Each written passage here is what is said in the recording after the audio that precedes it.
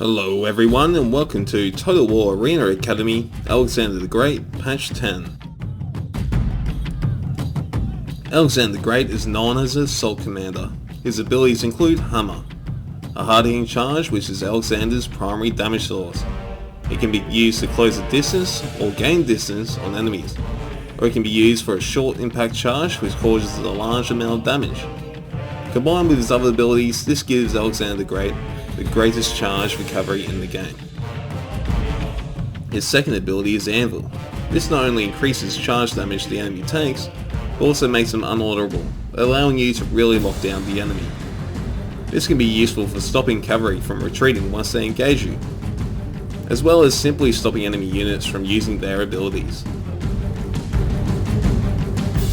His third ability is Rapid Advance, a speed buff with a ton of uses. Some examples are, it can be used to reposition your units, or for retreating. It can also be used to increase your charge damage. It's also useful for weaving in and out of the enemy forces to get to their range and artillery. His last ability is Wedge, which turns your charges into unstoppable forces. I prefer to pop it just before the charge, as when you form up, it can be hard to steer and your man will move at a snail's pace while reforming.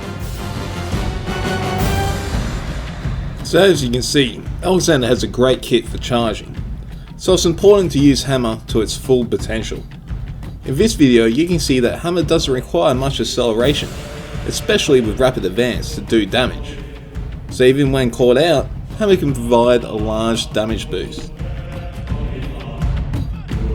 Of course, ideal targets for your cavalry charge are range units, artillery, and other cavalry units. Here you can see Wedge and Hammer being used against the enemy team.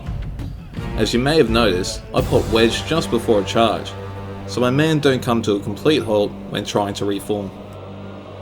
And remember, sometimes Wedge can be hard to steer, so it's best used against stationary enemies or enemies that have just begun to move.